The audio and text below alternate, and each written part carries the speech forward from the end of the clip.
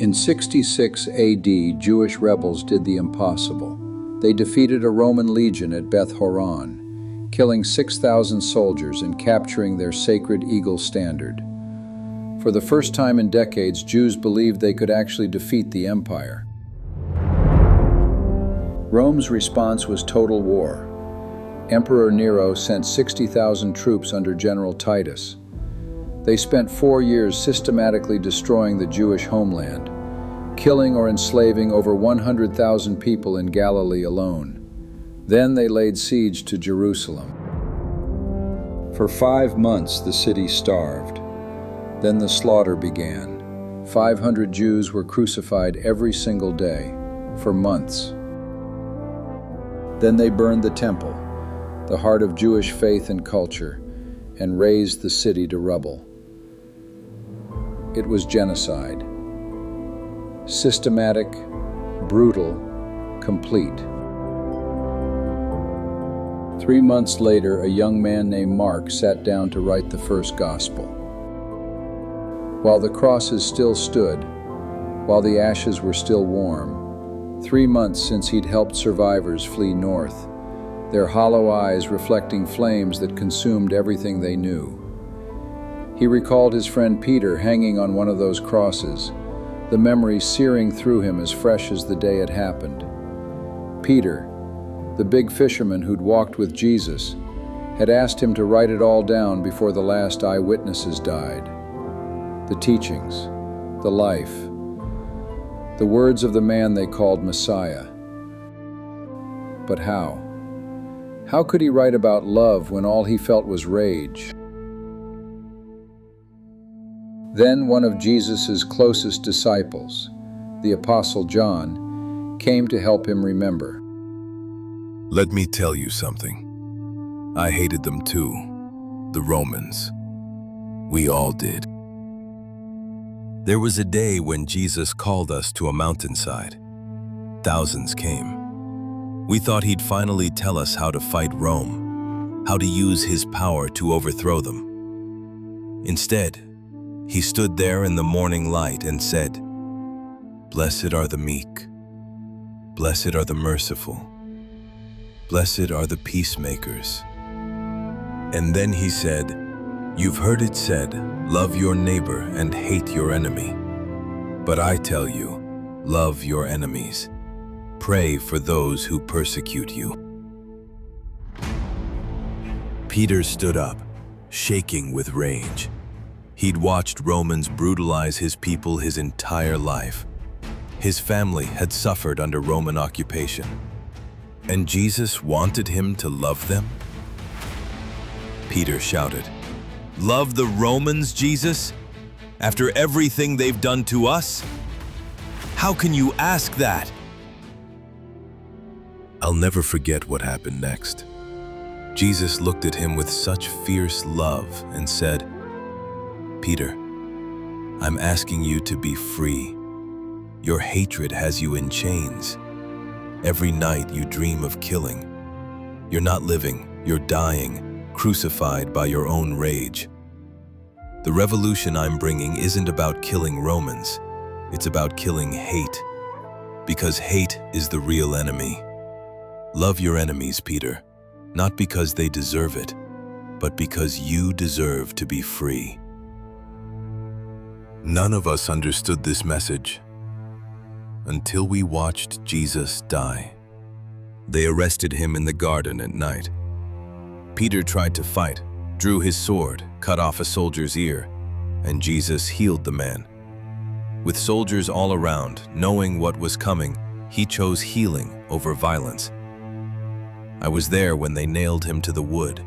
I heard the hammer blows. As he struggled to breathe, he said, "Father, forgive them. They know not what they're doing." That's when I understood. If he'd cursed them, hate would have won. The cycle would have continued. We would have become what we fought against. But he forgave them and proved that love is stronger than death. That's why we have to write this, Mark. We are the proof. Humans can't do this. Not on our own. Not with our broken, vengeful hearts. Left to ourselves, we'd write about revenge. That would be natural, human. But we're writing about love instead. While the ashes are still warm, while the bodies still hang. That's only possible because something stronger than our nature is working through us. God is love. The scripture says, God is love. Not that God has love or shows love. God is love. Pure love. Complete love. And when we dwell in love, God dwells in us. That's what's happening right now, Mark. We can't love like this on our own.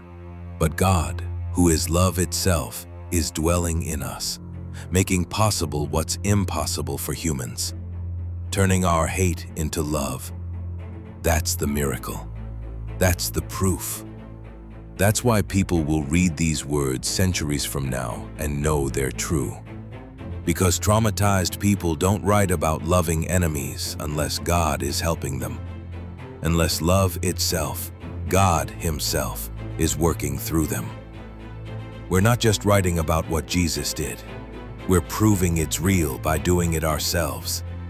By choosing love when everything in us screams for blood. By letting God's love overcome our human hate. That's the miracle. That's the proof. Mark wrote the first gospel around 70 AD, while Jerusalem's ashes were still warm. He wrote it because God, who is love, dwelt in him, making possible what human nature alone could never do. That same choice faces us today. We live in an age of rage. Political opponents are dehumanized. Different religions and races are feared. Polarization escalates daily. Violence seems like the only answer. We see enemies everywhere, in politics, in our neighborhoods, even in our own families. The rage feels justified. The hate feels earned. We all have our own Romans. People who've hurt us, groups we hate, enemies we're certain deserve our rage. And the message remains impossible. Love them anyway. Not because they deserve it. Not because it's easy. Not because it makes logical sense. But because hate keeps us in chains. Because rage crucifies us from within. Because becoming what we hate only spreads the darkness. Every morning we wake up and our enemies hurt us again. In our minds, we replay what they did. We imagine revenge. We feed the fire of our anger. We're not living. We're dying, crucified by our own bitterness. But when we choose love despite every reason not to, when we do what's impossible for human nature, something profound happens. Something breaks through. Something stronger than us takes over. God is love. And when we dwell in love, even impossible love, God dwells in us. This isn't weakness. This isn't naivete. This is the most revolutionary thing humans can do, because we can't do it alone. Mark couldn't write about love on his own. John couldn't preserve these teachings by himself. They needed God dwelling in them, making the impossible possible. When traumatized people choose love, that's not human nature. That's divine nature working through human brokenness. Mark made his choice in 70 AD, while the crosses still stood and his grief was still fresh. He couldn't do it alone, neither can we. So here's the invitation. Who is your Roman? Who keeps you in chains? What would it look like to choose love, not because it's easy, but because you deserve to be free? Not alone, but with God dwelling in you, making the impossible possible. Then, now, always.